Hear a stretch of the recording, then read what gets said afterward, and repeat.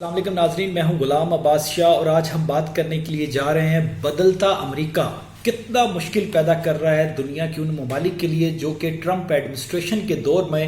امریکہ کے بہت قریب سمجھے جاتے تھے۔ آنے والے دنوں میں جو بائیڈن کے سعودی عرب، اسرائیل اور بھارت کے ساتھ کیسے ریلیشن ہوں گے، یہ ساری چیزیں ہم اس ویڈیو میں ڈسکس کریں گے۔ جو بائیڈن جنہوں نے جنوری میں اقتدار سنبھالنے کے بعد بہت سے اہم فیصلے کیے اور اپنے پیشرو صدر پریزیڈنٹ ٹرمپ جو سابق صدر اب ہو چکے ہیں کہ کچھ فیصلوں کو الٹ دیا تھا۔ اب ایک اور بڑی ڈیولپمنٹ ہوئی ہے کہ امریکی صدر جو بائیڈن نے یمن میں حوثی باغیوں کے خلاف جاری جنگ کو سعودی عرب کو حاصل جو امریکی تعاون تھا اس کو روکنے کا اعلان کر دیا ہے۔ اب یہ جو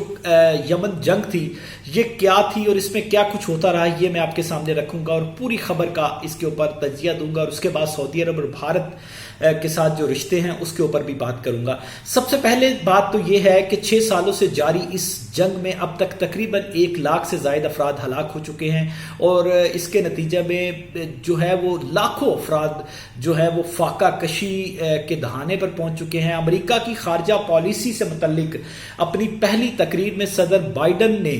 واضح الفاظ میں کہا تھا کہ یمن میں جنگ کو ختم ہونا چاہیے، اور اب یہ کہہ بھی دیا گیا ہے کہ امریکی تعاون جو سعودی عرب کو اس حوالے سے جاری تھا وہ اب نہیں رہے گا، اس کو روک دیا گیا ہے۔ 2014 کی اگر بات کریں تو 2014 میں یمن کی کمزور حکومت اور حوثی باغیوں کے مابین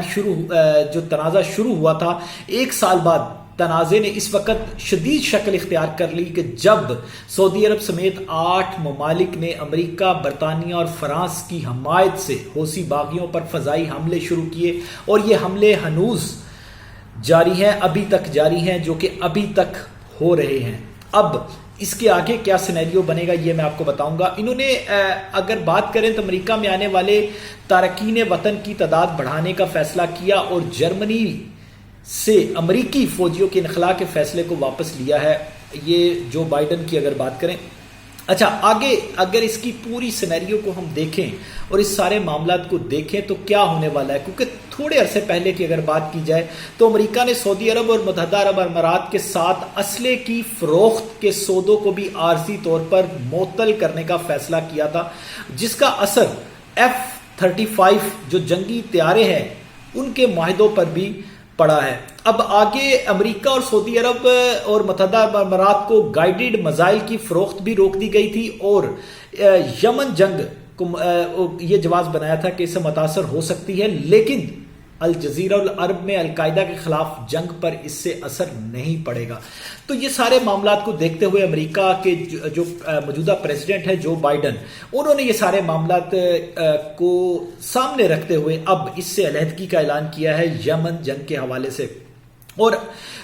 جو بائیڈن نے سعودی عرب کو کیوں نوٹس میں رکھا، کیونکہ اگر پریزیڈنٹ ٹرمپ کی بات کریں تو آپ نے دیکھا کہ پریزیڈنٹ ٹرمپ پہ ایک پیس ڈیل کا معاملہ چلا جس میں اسرائیل کو بہت سارے اسلامی ممالک نے تسلیم کرنا شروع کیا، اور یہ خبریں بھی آئیں کہ اسرائیل کے جو وزیر اعظم ہیں وہ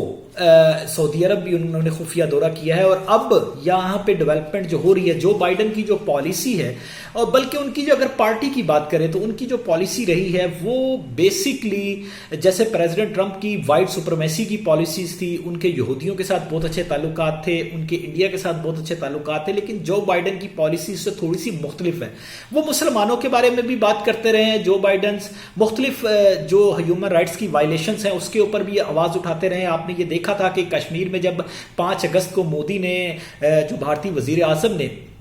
وہ 370 کی جو آرٹیکل 370 کو ہٹایا تھا، تو اس کے بعد جو ہیومن رائٹس کی وائلیشن ہوئی تھی، جو وہاں پہ ڈیٹین کیا گیا تھا پولیٹیکل جو شخصیات ہیں ان کو، جو انٹرنیٹ بند کیا گیا تھا، جو وہاں پہ کرفیو لگایا گیا تھا، تو اس کے اوپر جو بائیڈن نے آواز اٹھائی تھی اس وقت بھی۔ اور ان کی جو وائس پریزیڈنٹ ہیں کاملا ہیرس، ان کی اگر بات کریں تو ان کی نیس ابھی بھی بھارت میں جو فارمرز پروٹیسٹ چل رہا ہے اس کو آڑے ہاتھوں لے رہی ہیں اور نریندر مودی کی سرکار کے اوپر نشانے داغ رہی ہیں، اور یہی وجہ ہے کہ بھارت میں ان کے خلاف پروٹیسٹ بھی ہو رہے ہیں اور ان کے پوسٹرز اور ان کی تصاویروں کو جلایا بھی جا رہا ہے۔ اینی وے آگے چلتے ہیں۔ آگے جو معاملات بڑھ رہے ہیں یہ اگر دیکھا جائے تو دوسری جنگ عظیم کے خاتمے کے بعد سے کئی جو امریکی فوجیوں کے انخلاء کے فیصلے کو جو واپس لیا ہے وہ جرمنی میں ہے. اور صرف یہی نہیں، بائیڈن کی زیر قیادت امریکی حکومت نے سابق صدر ٹرمپ کے دور میں عرب ممالک کے ساتھ اربوں کے ڈالرز کے فوجی معاہدوں پر بھی دوبارہ اس کو ری تھنک کیا جا رہا ہے، جائزہ لیا جا رہا ہے. اب دراصل حقیقت یہ ہے کہ صدر بائیڈن کی جانب سے سعودی عرب کو فوجی مہم میں امریکی حمایت روکنے کے بعد سعودی عرب نے کہا ہے کہ وہ یمن میں سیاسی حل کے لیے پرعزم ہے. اب صورتحال چینج ہو رہی ہے. پہلے جہاں پر یمن کا جو کرائسس چل رہا تھا اور 6 سالوں میں جاری اس جنگ میں جیسا کہ میں نے بتایا کہ 1 لاکھ سے زیادہ افراد جو ہے وہ ہلاک ہو چکے ہیں اور لاکھوں افراد جو ہیں وہ فاقہ کشی کی زندگی گزار رہے ہیں، بھوک سے نبردزماں ہیں. تو یہ سارے معاملات میں اب سعودی عرب کی طرف سے یہ میسج ضرور آیا ہے کہ اس کا سیاسی حل تلاش کیا جائے. سعودی عرب کے سرکاری میڈیا کے مطابق اگر بات کی جائے تو سعودی عرب نے کہا ہے کہ سعودی عرب یمن کا بحران کا جامع سیاسی حل کی حمایت کے لیے اپنے عزائم کا اعادہ کرتا ہے اور امریکہ کی جانب سے یمن بحران کے حل کی سفارتی کوششوں کو پرزور خیر مقدم کرتا ہے. سعودی عرب نے بائیڈن کی جانب سے سعودی عرب کی خود مختاری کے تحفظ اور اس کے خلاف خطرات سے نمٹنے میں تعاون کے عزم کا بھی خیر مقدم کیا ہے، اپریشیٹ کیا ہے. سعودی عرب کے جو نائب جو وائس ڈیفنس منسٹر ہیں شہزادہ خالد بن سلیمان نے ایک ٹویٹ کیا اور انہوں نے لکھا کہ ہم نے بحران کا حل تلاش کرنے کے لیے دوستوں اور اتحادیوں کے ساتھ مل کر کام کرنے اور خطے میں ایران اور اس کے اتحادیوں کے حملوں سے نمٹنے کے لیے صدر بائیڈن کے عزم کا خیر مقدم کرتے ہیں اور ہم گزشتہ 7 دہائیوں کے دوران امریکہ میں اپنے تمام دوستوں کے ساتھ کام کرنے کے متمنی ہیں، خواہش مند ہیں. اپنے اسی بیان میں شہزادہ خالد بن سلمان نے یہ بھی کہا کہ ہم یمن بحران کے حل کی تلاش کرنے اور وہاں انسانی حالت کو بہتر بنانے کے لیے امریکہ کے ساتھ مل کر کام کرنے کو تیار ہیں. ایران کے ساتھ جو معاملات تھے، پریزیڈنٹ ٹرمپ نے جس طریقے سے معاملات چلے تھے، آپ کو پتا ہے کہ اب جو بائیڈن کی ایڈمنسٹریشن کی طرف سے آفیشلی طور پر ایران سے رابطہ بھی ہو گیا ہے اور سینیریو جو تھا پہلے جو پریزیڈنٹ ٹرمپ کے دور میں ہوتا تھا اب وہ یکسر تبدیل ہو رہا ہے. اب آنے والے دنوں میں ایران، آپ کو یاد ہے کہ اسرائیل کی طرف سے یہ دھمکی دی گئی تھی کہ ایران پر حملے کی، اور اس کے بعد جو بائیڈن کی طرف سے اسرائیل کو بڑی کلیئر میسج دیا گیا تھا کہ یہ ایسی کوئی بات نہیں، اب نئی جنگ شاید کوئی ہوتی بھی نظر نہیں آ رہی. اچھا، ان سارے معاملات میں سعودی عرب اور UAE کو کیا پیغام ہے؟ اس حوالے سے جو ڈپلومیٹس ہیں جو کہ فارن پالیسی کو سمجھتے ہیں، معاملات کو جانکاری رکھتے ہیں، ان سے اگر بات کریں تو ان کا یہ کہنا ہے کہ امریکہ جو معاملات بن رہے ہیں، دارالحکومت سنا سمیت یمن کے بیشتر حصوں پر حوثی باغیوں کا کنٹرول ابھی بھی ہے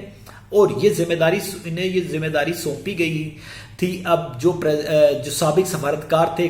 ٹھومتھی لنڈرنگ، یہ یمن کے لیے امریکہ کے خصوصی ایلچی مقرر کیا گیا تھا اور انہیں اقوام متحدہ کے ساتھ مل کر کام کرنے اور یمن بحران کا حل تلاش کرنے کی ذمہ داری دی گئی تھی. تو یہ سارے معاملات کو لے کر کے اب آگے آنے والے دنوں میں مڈل ایسٹ میں اور وہاں پہ کیا معاملات بننے والے ہیں، اس سے آپ اندازہ لگا سکتے ہیں کہ پریزیڈنٹ ٹرمپ کی جو کئی معاملات تھے، کئی پالیسیز تھی، ان کو جو بائیڈن اب پیچھے دھکیل رہے ہیں. اور یہی معاملات ہیں اب بھارت کی طرف بھی. بھارت میں جو ہیومن رائٹس کی وائلیشنز ہو رہی تھی، جس طریقے سے وہاں پر فارمرز کا معاملہ ہو یا مسلمانوں کا CEA کا معاملہ ہو، NCR کا معاملہ ہو، کشمیر کا معاملہ ہو، یہ سارے معاملات کے اوپر بائیڈن کی جو ایڈمنسٹریشن ہے وہ کنسرن شو کرتی رہی ہے. ان کی وائس پریزیڈنٹ چاہے وہ انڈین ہے لیکن ہیومن رائٹس کے معاملے پر ان کی سوچ اور نریندر مودی کی سوچ میں زمین آسمان کا فرق ہے. اور یہی وجہ ہے کہ اسرائیل،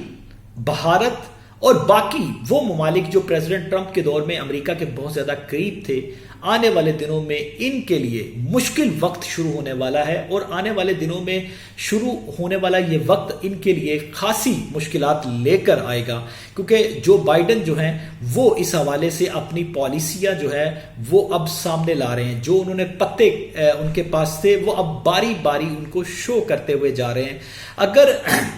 نکلنے کے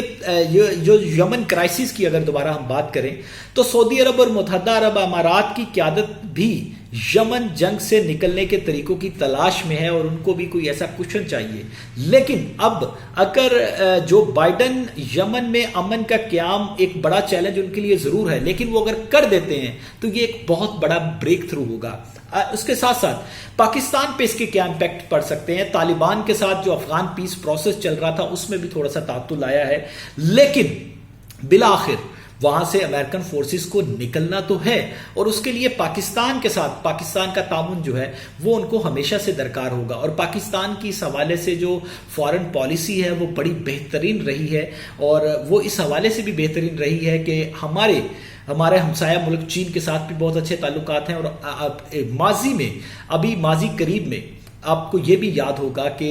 رشیا کے ساتھ بھی پاکستان کے تعلقات بہت زیادہ بہتر ہوئے ہیں. تو پاکستان اس ریجن میں وہ ملک ہے جس کے رشیا، چین اور امریکہ تینوں کے ساتھ اچھے تعلقات ہیں. امریکہ